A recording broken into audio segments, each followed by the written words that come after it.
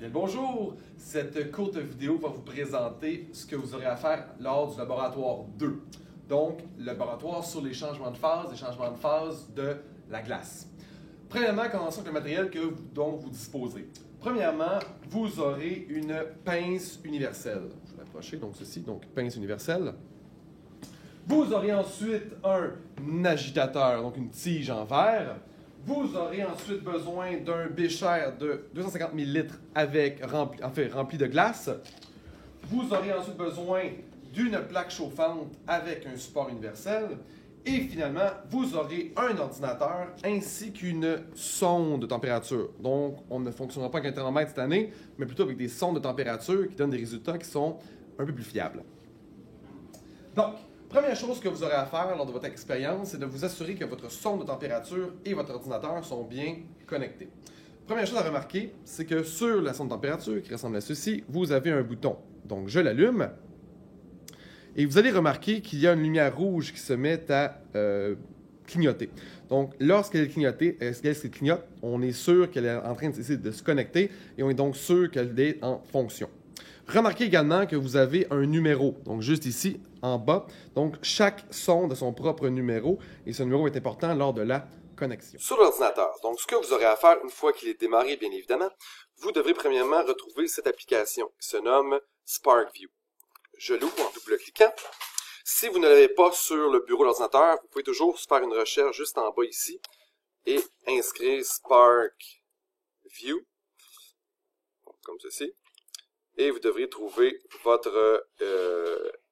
en fait, l'élément, par exemple, moi c'est New Shortcut qui s'appelle ici, donc vous devez être capable de trouver donc l'application en question. Donc, une fois qu'elle est ouverte, vous allez avoir une page qui va s'ouvrir qui va ressembler à ceci. Nous, ce qui nous intéresse, c'est les données du capteur. Donc, je clique sur l'option du milieu. Ensuite, à gauche, vous allez voir une option Bluetooth. Nos sondes au collège, pas toutes, mais celles de température sont des sondes Bluetooth, donc elles sont sans fil. Donc, je clique sur le bouton Bluetooth qui est juste en haut ici à gauche.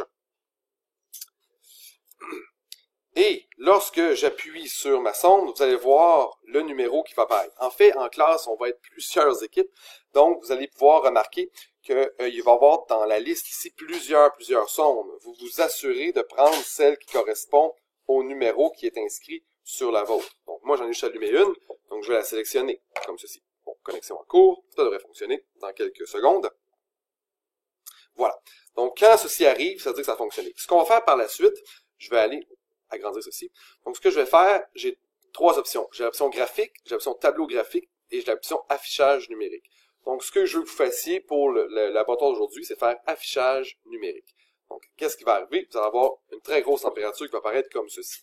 Pour l'instant, elle est à 0 degrés Celsius, pas parce que le local est à 0 degrés Celsius, mais plutôt parce que la sonde n'est pas partie.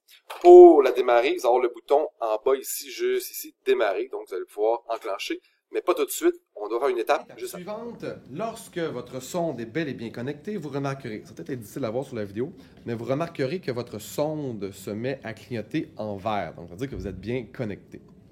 Ce que je vais faire ensuite, évidemment, c'est prendre les températures. Donc, ce que je vais faire dans un premier temps, c'est prendre ma pince universelle et je vais venir insérer ma sonde à l'intérieur comme ceci.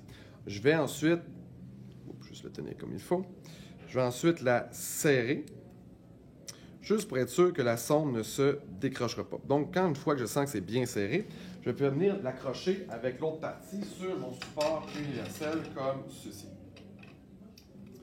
Je vais le serrer. Je veux m'assurer que ma sonde soit environ à la moitié de mon bécher en termes de hauteur. Autrement dit, à la moitié chemin entre la surface,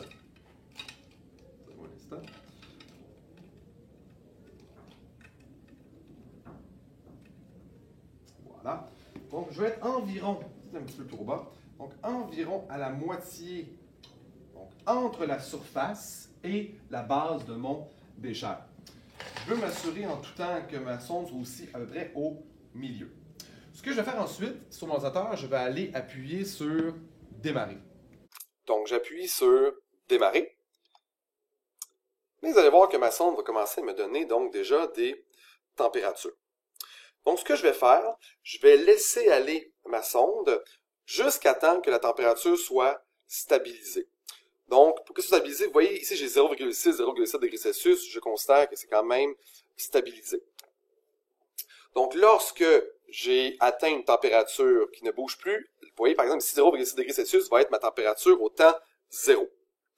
Une fois que c'est fait, je vais arrêter le tout et je vais la redémarrer. Au même moment où je redémarre, je vais à la fois enclencher ma plaque chauffante, mais aussi donc mon logiciel. Donc, comme ceci. Donc, je fais démarrer. Je vais mettre ma plaque chauffante à l'intensité 8. Donc, ce que vous devez faire maintenant, c'est qu'à toutes les 30 secondes, vous devrez prendre la température de votre bécher, c'est-à-dire de la glace, qui va tranquillement se transformer en eau. N'oubliez pas aussi à chaque 30 secondes de bien noter les phases qui sont présentes. Même s'il y a juste un tout petit peu de liquide, comme il y a du liquide, vous devez absolument l'indiquer. Et remarquez que vous avez un chronomètre qui est juste en bas ici. Donc, à toutes les 30 secondes, sur votre document, vous allez inscrire à la fois la température, mais également, vous allez inscrire les états de la matière qui y sont trouvés. Donc, ma sonde est partie, je prends les températures et je regarde les phases à toutes les 30 secondes. Et je dois également, autre étape, m'assurer que la température soit le plus possible stable à l'intérieur de mon bécher. Donc, en fait, pas stable, mais plutôt uniforme, devrait être le bon terme. Donc, pas stable, mais uniforme. Donc, pour m'assurer que la température soit uniforme le plus possible, parce qu'évidemment, la température la plus chaude se trouve à la base de mon bécher, c'est-à-dire là où l'endroit est le plus proche de la plaque chauffante. Et vers plus on monte, plus la température va être froide. Donc, ce que je dois faire tout le long de l'expérience, je dois agiter. Au début, je ne suis pas obligé de le faire très, très violemment. Juste m'assurer que ma sonde est toujours en contact avec soit la glace ou soit l'eau. Donc, tout le long, je dois absolument agiter. Le seul moment où vous cessez l'agitation, c'est lorsque l'eau va pouvoir commencer à bouillir, mais avec des grosses bulles. Pas des petites bulles, mais vraiment des grosses bulles, donc d'ébullition. Autre chose, pendant l'expérience, si vous constatez que votre sonde de température est soit trop haute ou trop basse par rapport à ce qui se trouve dans le bécher, n'hésitez pas à ajuster la hauteur de votre sonde de température, soit en la surélevant ou en la rabaissant, toujours en ajustant avec la pince universelle. À la fin de l'expérience, lorsque vous voyez des gros bouillons, donc des grosses bulles se former, pas des petites bulles, donc des grosses bulles se former, vous allez devoir arrêter l'expérience. Mais on l'arrête quand? On l'arrête lorsque vous avez environ 4 ou 5, probablement 5 mesures de température consécutives qui sont les mêmes.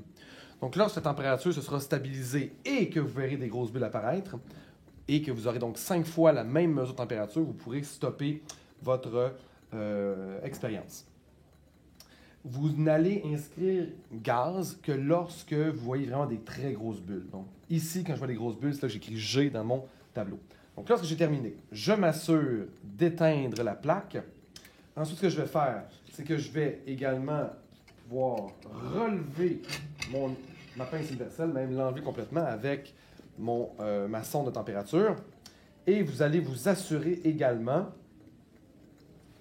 Donc, vous allez voir que ça se pourrait fort bien qu'il y ait un peu de condensation sur la sonde. Donc, vous l'essuyez et vous vous assurez également de l'éteindre en appuyant assez longtemps. Vous allez voir. Donc, là, il est allumé. Donc, si je l'éteins, vous allez voir une lumière qui va s'ouvrir longtemps et ça indique qu'il est éteint.